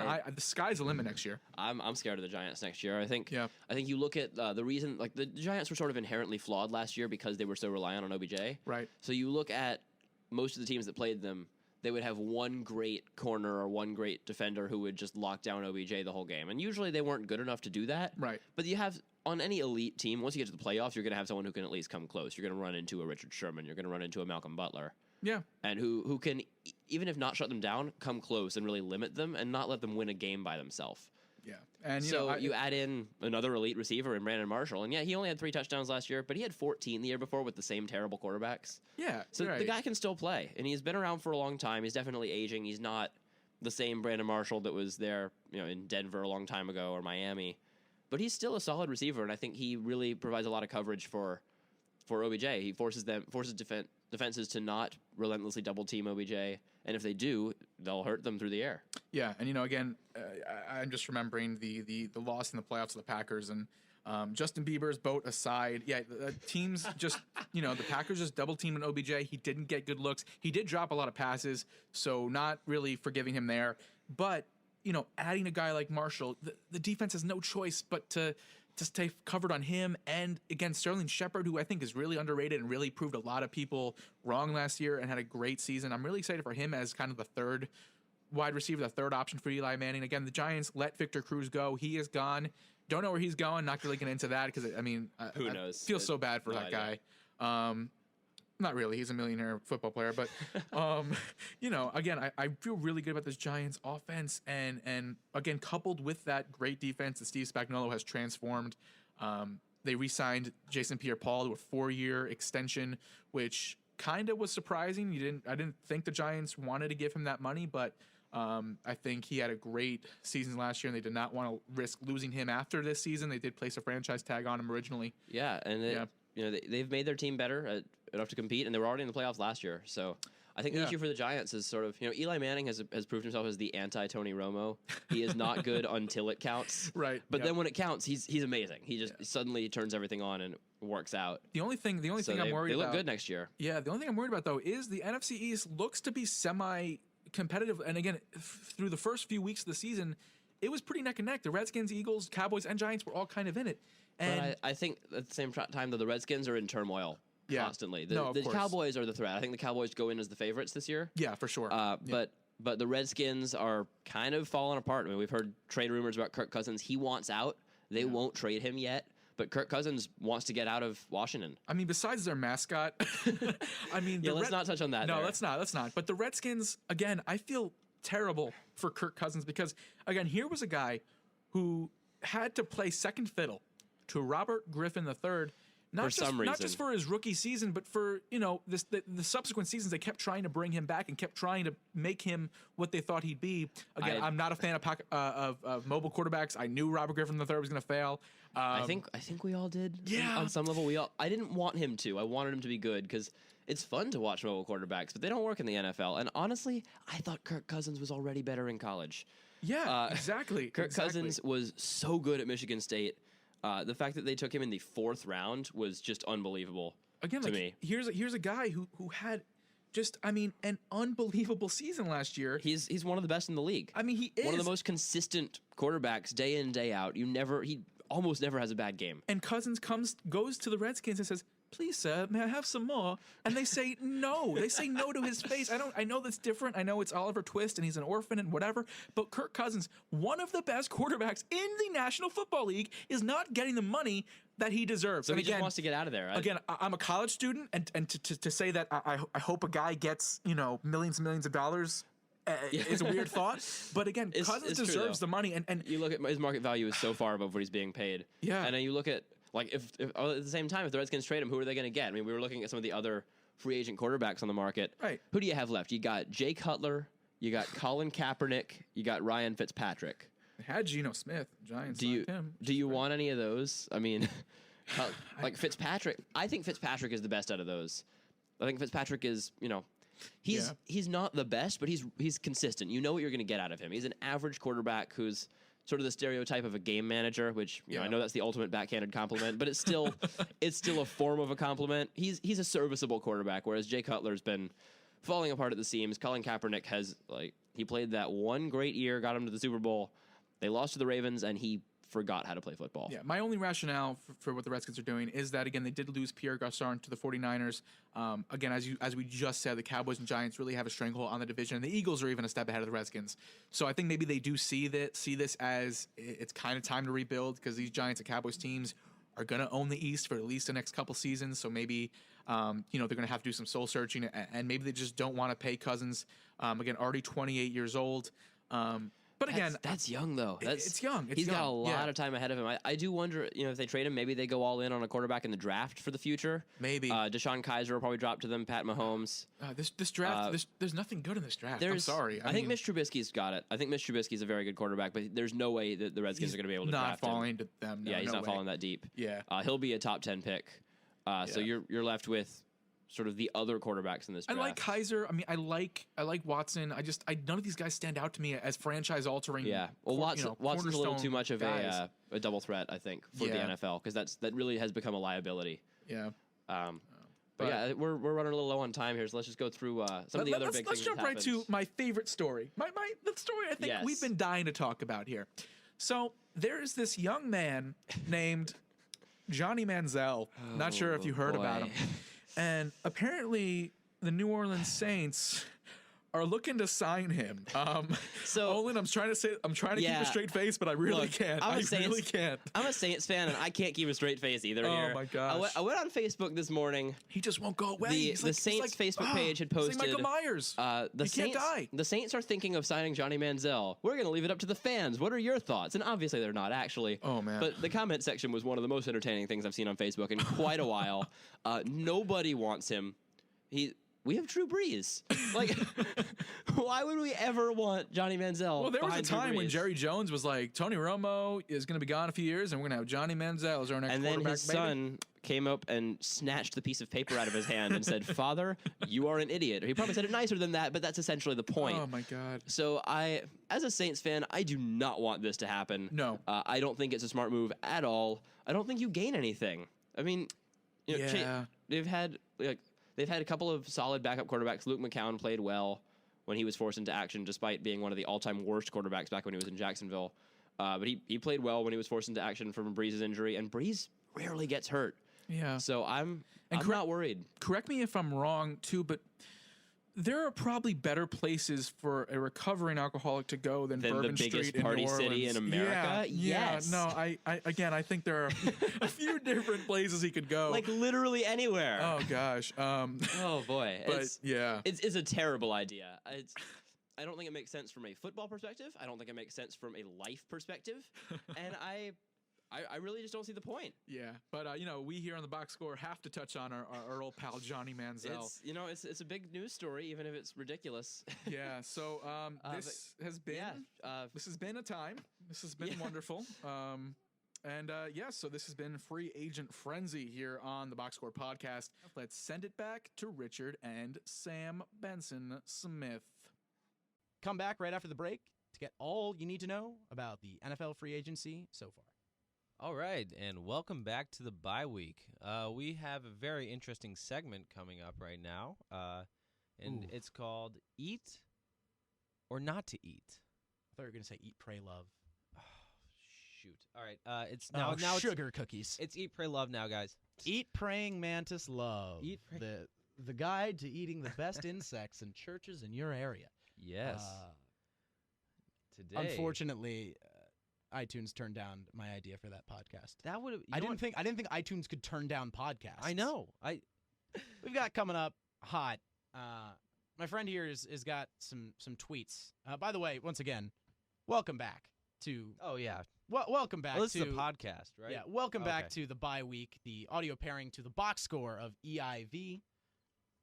we've got some interesting questions coming up for me. Could you please give me a little bit of preface real quick? So, our good friend Darren Rovell on Twitter. Okay, let's not call Darren Rovell a good friend of ours, but it's fine. Fair enough. I He's don't. not a I good don't. friend. Actually, I did meet Darren Rovell You once did? during Super Bowl Media Week. I'm not going to go badmouth members of the media at all. He's, people have talked about Darren Rovell as a business reporter who's just in the sports realm, which is entirely accurate. But he kind of, I don't know, his interactions with people people joke about him being a robot, and it kind of seemed right. I'm pretty sure someone another ESPN member of the media made a joke to him, and it just seemed like not. It was just like Processing. Dow Jones. Can I tell? Actually, I met Matthew Berry once at some gala, and that was the most starstruck I've ever been. Really? Embarrassing. But Barry's got great stuff. Oh, I used to be a huge fantasy hound. Yeah. I would read his articles week in, week out. Mhm. So when I saw him, I was just so surprised. Yeah. And I don't know why, because there were at this gala there were very famous people. I Yeah. think Michael Jordan may have been there, potentially. No, maybe not Jordan, but it was really, really big names in the NBA because it was Wow. during NBA All-Star Weekend. Guy but wearing- Matthew Berry. Wow. Matthew Berry. Guy wearing glasses is more impressed by Fantasy Guru than potentially best athlete of all time. Whatever. Anyway. We're in the sports world, and we're going to be Yes. talking about the food of ESPN's Darren Rovell, their sports business reporter. My friend here is going to be quizzing me on to eat or not to eat. So, Hit me. first up, these are mostly Mets, by the way, knowing that you're from New York. Yes. New Jersey. New Jersey. New York area. But Yeah, New York area. You know what I mean. Yeah. New at Mets games. Loaded Bayside fries with clam strips, Bayside fries, and clam chowder fondue. Would you eat or not eat? It's a tough one, right? Yeah. Fondue kind of throws me off. Okay, so regionally speaking, Okay. put that in another region, I would say I'd eat. Really? Don't necessarily trust Citi Field to get clam chowder correct. I'm going to say not eat on that. I've been impressed. I mean, particularly Yankee Stadium, Giants Stadium, MetLife Stadium rather, how much they've stepped into the whole cuisine thing. It's huge everywhere. I mean, speaking as a New Jersey resident, Chris Christie, I think it was, what was the exact number? 16.2% of Chris Christie's budget was spent on food at MetLife Stadium. Yeah, It has actually been documented that Chris Christie has spent an absurd amount of money of the at state MetLife. budget because, they have shrimp, shrimp is not the proper term, beef tartare, wrapped in sushi and also dunked in, speaking of fondue, bald eagle fondue. And there's that's expensive. Perfect. 1,000 of those. So I would say with the clam chowder fondue, I don't know. I mean, you don't necessarily incorporate cheese directly into a clam chowder. If you do, Fenway Park is pretty old school and set in its ways with food. Maybe if a Boston area, New England, baseball franchise were to do it, maybe even go as far as the Hartford Yard Goats. The Hartford Yard. The Hartford Yard Goats, which were formerly the New Britain Rock Cats. They moved to Hartford. Their stadium never got built. Whatever. If the Hartford Yard Goats had it, maybe. But that also runs the risk of minor league food, which might get you sick. True. That Next is true. up, what do you got? Next up, sushi and Mets games from Daruma of Great Neck. Would you trust sushi at a ballpark? Okay, so personal issue here. I'm someone who has sushi about 5 times a year. I prefer it as an appetizer. Interesting. I might be, people might go back in hindsight and say, Great Neck is known to have the best sushi on the eastern seaboard. You're a plebeian. And I'll be like, I'm sorry. Honestly, I don't do seafood at buffets, and I don't think I would run that risk at a ballpark. Yeah. To be honest, I mean, even a lobster roll at Fenway, I probably wouldn't want to, there's stuff that sits out. It's very Seafood- open. Seafood, I'm I'm not a big seafood guy in the first place, Yeah. but even then I have to make sure that it's Well, either- is it sushi specifically from the East River, or is it, I would have to believe that it is. Oh, but the question, So ladies and gentlemen, this might be an instance of my friend here from Houston not understanding what the East River is. Yeah, The East River is where that's where the bodies are dumped in New York. Oh. That's the bad one. Hudson isn't necessarily as good. East River was a joke that if you, whatever, it's fine. Right over his head. So I'm gonna say no. A mile above my head. I'm gonna say no on the sushi. Okay. Next up. New at Mets games. Handmade mozzarella sticks from Big Mott's NYC. That is their handle. I'm in. You're in? 100% in. Yeah, I would be in. Like I mean, that falls in the category. So I guess in this instance, those look good. Yeah, these look absolutely insane. We are just once again entirely trying to marginalize anybody who can't see what we're having. Yes, they look exactly. good. We have nice steak dinners from Ruth's Chris in front of us. They're sizzling. Yes, you hear that? Oots. So I will say real quick. How many more do we got? One more. Okay. So give me the one more, and then I'll just say my rationale with ballpark food. Absolutely. All right. New at Mets games. Cookie dough in a cup and cone. Average line to the place that sells them is almost 2 hours. Not in Citi Field, at their Manhattan store. In. You're in? In. Yeah, I don't know how I feel about like consuming cookie dough. Like, I don't know. I like the taste of cookie dough, but I like the risk of salmonella that comes with it. I like to, it's like you eating puffer fish. There's like Exactly. their odds are you might die. Yeah. You might be poisoned. But I've never thought of. I mean, it's the thrill. Yeah. You know. I mean, the thing is, I imagine if the roles were swapped and like sad people going through breakups were sitting on their couch eating puffer fish. Just that people do not have the money for that. Can't you just pop a puffer fish? Is it like Yeah, popcorn? no, that's like it's like from Futurama. They're poplars, if you remember that. Those little things that they ended up eating the babies of I think those are the aliens from do not Omicron remember that. Persei 8. No, what is it? Man. Omicron Persei I 8. do not remember that. Man, it's gonna mad me. I need to make me so mad if I don't know this. That's a show I need to binge. I will Omicron say. Persei 8. Yes, it's Futurama. You should watch. That's a lot of honestly, words. it is. The Simpsons drops off at a certain point. Oh, absolutely. It does, absolutely. Absolutely. I would say I probably would stop watching after season 14, maybe. And honestly, I think that after season 2 is when it starts getting good. But Futurama is something you can binge, and I honestly think their finale was one of definitely, I think, probably the most impactful cartoon finale of a show I've ever watched, which I don't know if that's saying much, but definitely it tugged on the heartstrings a bit. Interesting. Yeah, so similar heartstring tugging, not quite as much as the Scrubs finale, but the Scrubs finale messed me up. 30 Rock, the finale of 30 Rock. I didn't watch it. Oh man, yeah. I don't know why, but that one, it was kind of beautiful. Honestly, I thought. Yeah. What's your least favorite finale, real quick? Least favorite finale. I wasn't okay. Admittedly, I'm a big Sorkin guy. I'm a big Aaron Sorkin guy. Newsroom, I didn't like it. I thought it was sappy. I thought it was too sentimental. Okay. And yeah, it was too nice. I guess I've gotten used to like a harsh ending to something. Yeah. So let's stop talking about my relationships. My love life. Classic. Nice reference, guy. But okay, so yours running down the line. I'll just quick yes and no. The clam chowder fries. What's your answer? No. Okay. Sushi. No. Mozzarella. No. Cookie dough. No. Okay. So across the board, no. So my rationale, real quick, before we toss to the soccer segment, is going to be that if it's deep fried, you're probably going to kill a lot of pathogens on that. It's very hard to mess up the deep fried mozzarella sticks. Those are probably going to be frozen. They're going to drop them in. The soup can fester. The soup can kind of congeal and get weird. Even if it's fondue. It's congealing cheese. I don't like it. It's dairy. I don't like it. Yeah. Sushi, obviously no. Raw fish, probably sitting out in the open. Cookie dough, seems like it's going to be cold. It's going to be a cone, refrigerated, frozen. People aren't going to, if someone goes up and it's a puddle, they're not going to buy it. So that was my rationale with it. And I think ballpark food, the best way that you can go is definitely something that's deep fried. Fair enough.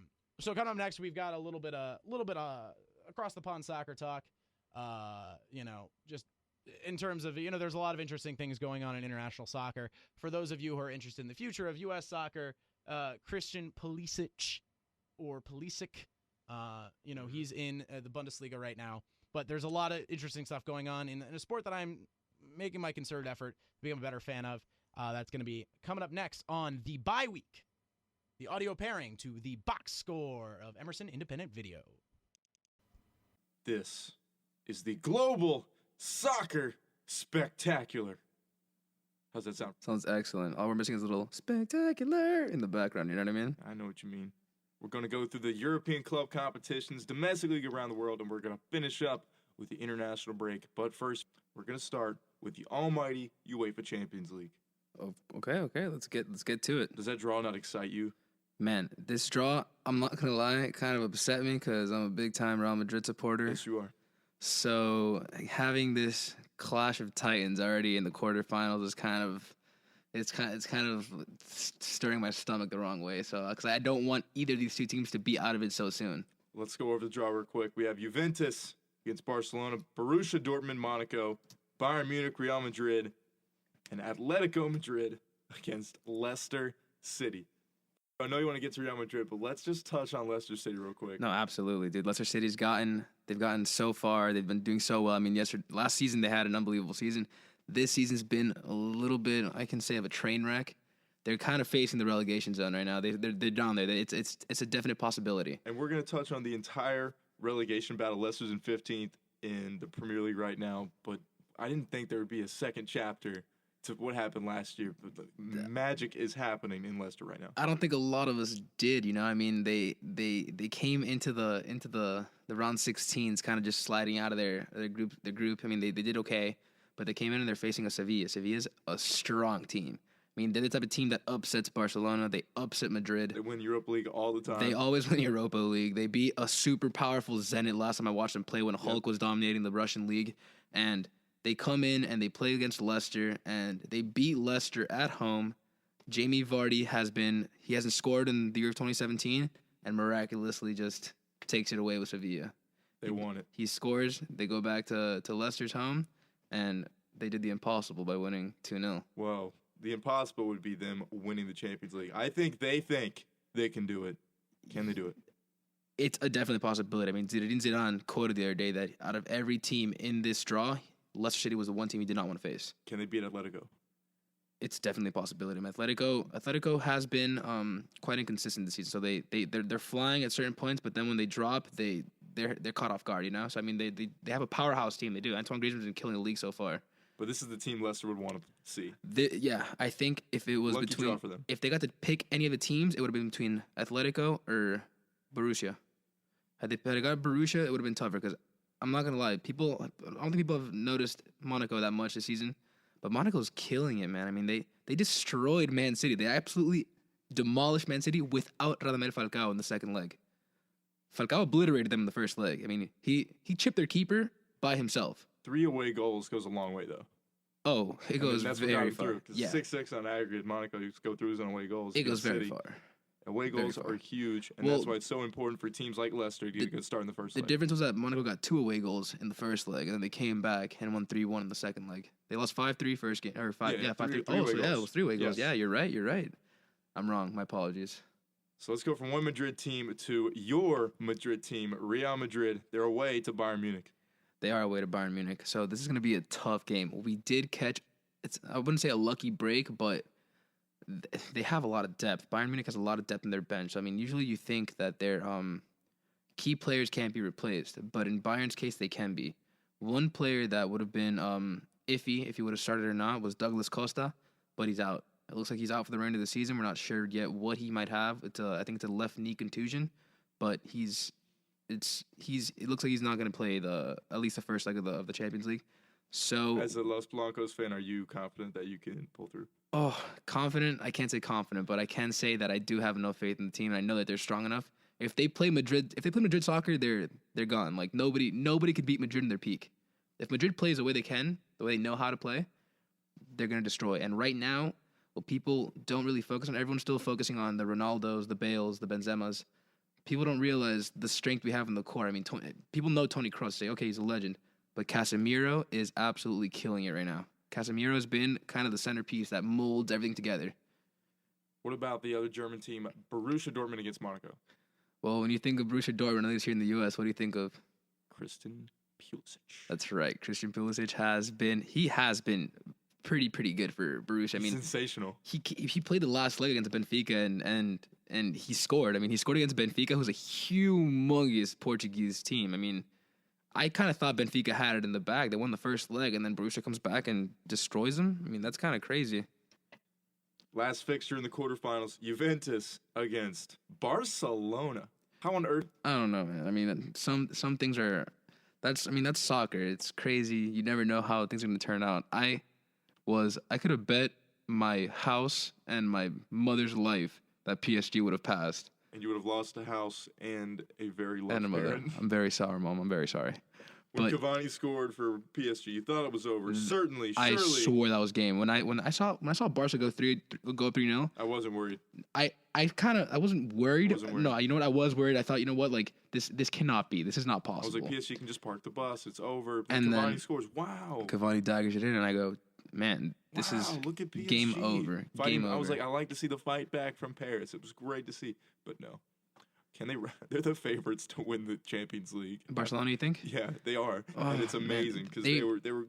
I wouldn't- 99% chance to go out probably. I wouldn't say favorite. I think one of the favorites would be either Bayern or Real Madrid. Well, the which betting is tough. favorites. Yeah, because I mean, Juve is a powerhouse in Italy, but their style of play kind of looks as if it wouldn't match up well against Barcelona. If Barcelona plays well, because I mean they played horrifically against PSG. Their game wasn't First nice. leg, 4-0. That was No, even the second leg, their game wasn't nice. I mean, PSG wasn't playing great either. But the first 3 goals, they were 2 sloppy defensive errors that kind of went in on their own, then a penalty, goals are goals. and then Neymar just came and kind of cleaned it up in the end.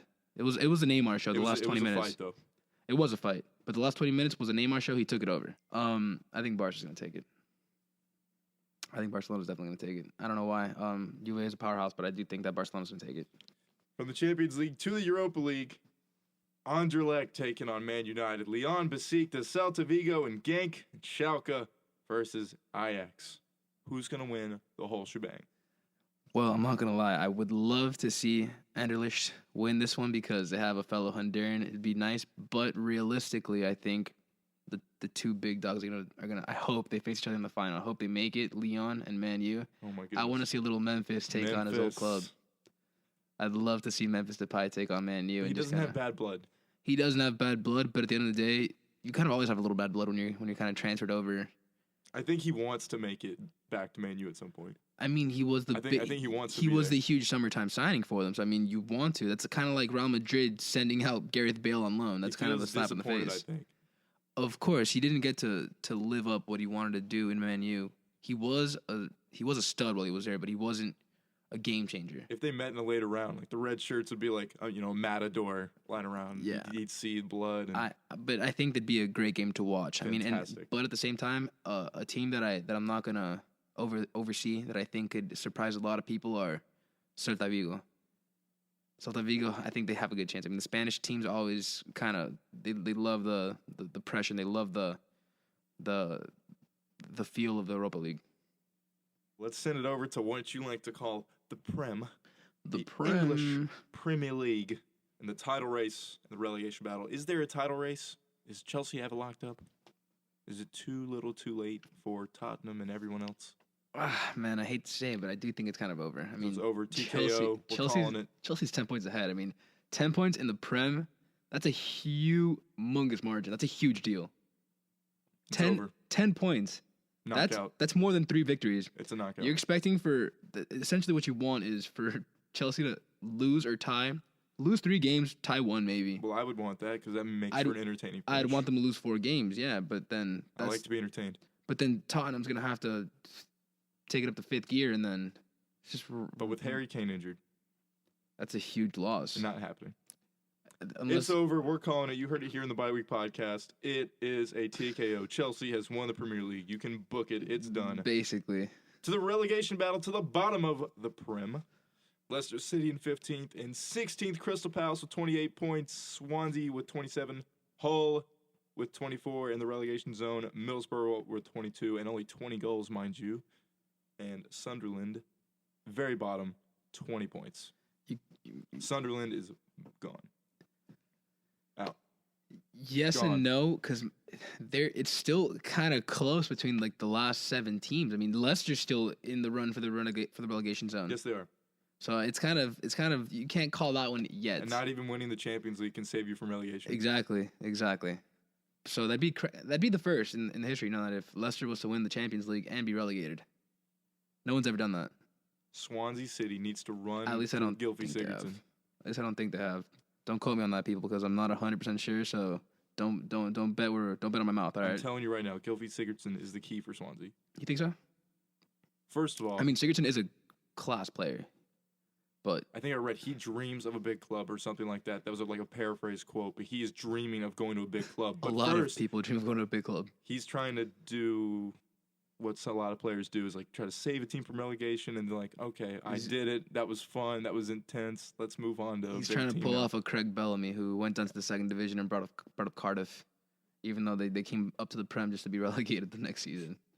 But I mean, yeah, it is tough. I mean, Hull, Middlesbrough, and Sunderland kind of have the short end of the stick right now because they're a couple points behind Crystal Palace and Swansea. But you can't really call it yet to be over because there still are about 8 weeks left. Middlesbrough is a good team, but they draw a lot, and a lot of them are scoreless And draws. they They've only also- scored 20 goals. That is horrendous. They also have Victor Valdez is like not That's the best terrible. goalkeeper too. He's okay. He's okay. Is he though? He's okay. I'm not sure. He's just okay. That's what I'm saying. Like you want a spectacular He was keeper. He's okay. he was kind of the reason that Madrid won a couple of games, the Clásicos, Yeah. than when Barca was clearly better than us. Middlesbrough, what they do with their defense is like it's nothing that will ever start a counterattack that's really that promising.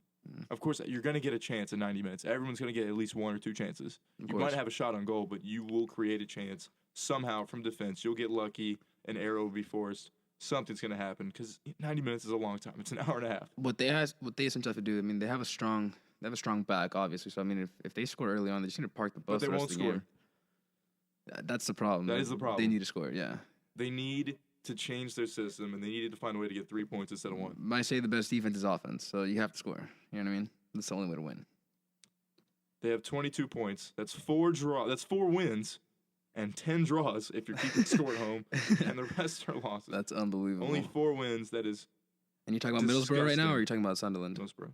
Middlesbrough. The Okay. Sunderland also only have 4 wins. Sunderland sure they have has. 5. I'll tell you right now how many wins they have. They have 5 wins. 5 5 wins, 5 draws, and 18 That's losses. right. Who's going down? 3 teams.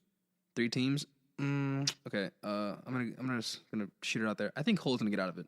I think Hull will get out of the Will relegation zone. escape. I think we'll escape. Yeah. I think we'll get out of it. I think Swansea's gonna fall back. down. Swansea's going to fall back with I Gilbert think so. Sigurdsson. I think so. Mm. I don't know why. I just have that feeling, man. I don't know. What about Palace? Crystal Palace I have a little bit of faith in them. They do have Chelsea coming up next, so New that's manager. it's an automatic. I think they're taking the L next game because New- they have like, Chelsea.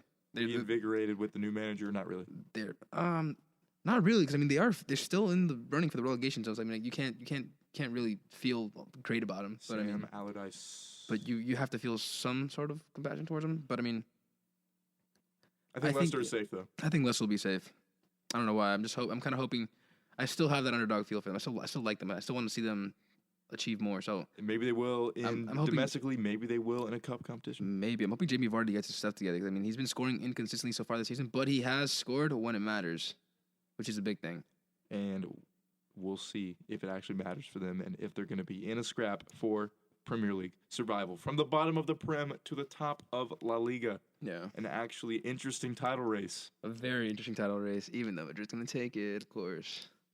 I think Madrid's gonna take it. I'm not gonna lie to you. It's been a while since we've taken the La Liga home, so it's about that time. It's about that time. Why? Man, they're Madrid. I mean, Just a 2-horse race at this we point, got- yes? but I mean, we're still a game behind Barcelona, Yes. and we're ahead of them. Game in hand. Yeah, we have a game in hand. Yes. We're a game behind them, and we have to face them. Barcelona is not looking like the Barcelona they used to be. So, But if they need 6 goals, they can get 6 goals. not against Madrid, they can't. Absolutely You not. don't think so? Absolutely Oh, not. I'm definitely just trying to rile you up right now. Yeah, I no, want to no. hear There's no way. There's Let's no hear way. it. Okay, so Go off. if you think of matching up like 1-on-1, like having everybody match up against each other, Mm-hmm. I mean, everyone could say, yeah, Ronaldo's not at his peak right now anymore, but he still is Ronaldo. He has that assassin instinct. He's gonna score. Like especially against Barcelona, he will be fuming if he doesn't score. Second of all, a lot of people don't really realize how we're kind of shaping our team this season. Everyone thinks that we're going out to the wings. Gareth Bale, Cristiano Ronaldo, Marcelo, Carvajal, pushing him forward. But we go through the center a lot now. We have Casemiro, who is an he's a world-class player right now. The guy is a stud. He's a star. He's been controlling the mid right now, along with Modric and Kroos. So, man, Toni Kroos has been killing it so far, too. Obviously, he's consistent with his passing. Luka Modric is a work engine. Casemiro is the centerpiece, that golden ticket that's gonna like lead us through. He's The so golden deadly. ticket. He's the golden ticket. Right now, he's been To the La he's Liga been crown. so on form. He's been so on form. It's unbelievable. Did you see that goal he had against Napoli? Yes, it was fantastic. That was a slap to the face. That wasn't necessary. He just did it because he wanted to. You know what I mean? He had no need to be up there, and he just went up there just to dagger that home. So, and then on top of that, I want you to tell me confidently or not if Los Blancos can actually do it. absolutely 100%. I don't think they can It's do happening. it. They're gonna do it. They're going to do it. They're Wow. gonna do That's it. a lot more confident than you are about the Champions League. They're gonna do From a it. very interesting title race to a not so interesting title race anymore, the Bundesliga. The Bundesliga. Yeah. Remember when Red Bull Leipzig was I do remember. top of the table? Man, I believe this is their first season in the Bundesliga, isn't it? Or like their first or second season. They had just. It's their first season at the Hill, I'll tell you what. That's for sure. I mean, they just came up recently, At and the mountaintop for a few seconds. they were running the league for quite a bit And there. then they played Bayern Munich. And then they played Bayern Munich, and And then it was all like, hell broke you're loose. not quite ready yet. Come back next time. On top of that, Bayern has something that Real Madrid has, which is depth in the bench. So Real Madrid struggled with injuries. Bayern not so much. I mean, Robin came back midseason, of course. That's a big factor to be missing.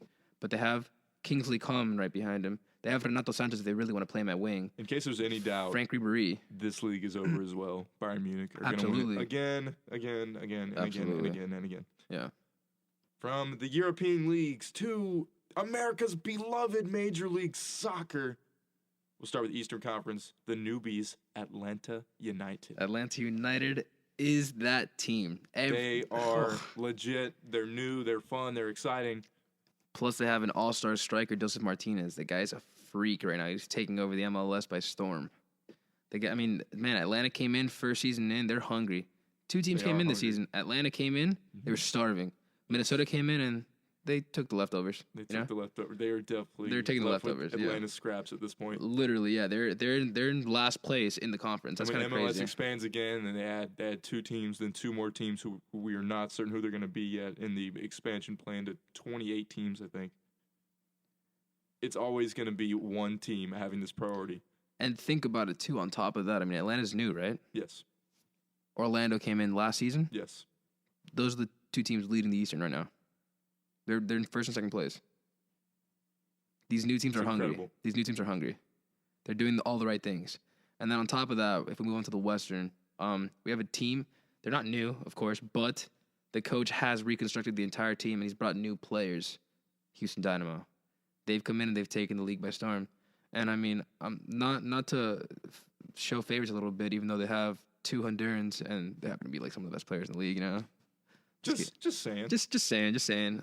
But they do have two young studs who took over the Olympics from Honduras in the last Olympics when they played, and that's Ramel Kyoto and Albert Ellis. The coach has been doing really great things, but I mean, right now leading the Western is Portland, and they kind of look They're fire. They're on unstoppable fire. right now. Yeah, they look untouchable. They played against Houston, who I thought Houston was going to be their toughest component, like the toughest team to play. I mean, they have stars in their team right now, Houston, and Portland just completely dominated them. Moment of silence for Bastian Schweinsteiger, Manchester United, letting him go to Chicago. That's a much-needed boost for them, and he has been starving for some minutes. Mourinho did not feed him enough, and I am disappointed. But speaking of German internationals, let's go to the international break. Lucas Podolski, in his final game, scores a screamer for Germany to beat England 1-0. An absolute firecracker. Top right shelf, man. That's the way to go. That's I mean, a storybook ending, and they're- now we're just going to go with some quick hitters, World Cup qualifiers. Colombia 1, Bolivia none. James missed a penalty, but redeems himself with a goal. Brazil 4, Uruguay 1, Paraguay 2, Ecuador 1, and Argentina 1, Chile 0, and they get a little bit of revenge against Chile, who's beaten them in the last two Copa Americas. Real quick, don't forget about Peru, Venezuela, 2-2. 2-2 Peru, Venezuela. Yeah. Upcoming games, who's going to win? Rapid fire, USA, Honduras. Honduras. Wales, Ireland. You know what? I'm gonna go with the underdog. I'm gonna go with Ireland here. Mexico, Costa Rica. I think Mexico's gonna take it. Trinidad and Tobago, Panama. I'm gonna go with Panama. This has been the Global Soccer Spectacular. Thank you, everyone, for joining us on this week's episode of the Bye Week. Emerson Independent Video's only podcast, probably. We've covered some amazing things today. We've covered how we can make hockey higher scoring, probably Jeremy Lin, and we probably went off track a lot.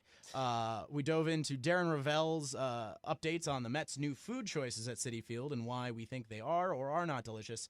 And our good friends in our respective segments, I believe I forced upon the Patriots segment the term the New England niche. I thought it was going to be the New England Nietzsche. It was going to be a segment about the Patriots and Friedrich Nietzsche. Was not actually the case. And I'm pretty sure I might have tried to force other ridiculous names on their segments because it's kind of funny. All right. This was the bye week, the audio pairing to the box score of Emerson Independent Video. It has been a great show. We've talked about a lot of great stuff today. We've talked about NFL free agency as it pertains to the larger league and as it pertains to the reigning champion New England Patriots. We've talked about soccer. We've talked about goalie pads. We've talked about the long change. We've talked about offsides. And we've talked about what food the New York Mets are going to be serving this year and whether or not we would eat it. Thank you, everyone who has joined us so far this season, and get ready for a great, great year of content coming up. Got anything to say to the fans? Thank you for all of your support. The years of support. Years of support. All right, everybody. Tune in next week or the week after. Whatever you do, though, keep on watching sports. Because, you know, if without sports, you know what we have? Not sports. Exactly. Thanks, everybody. Have a good week.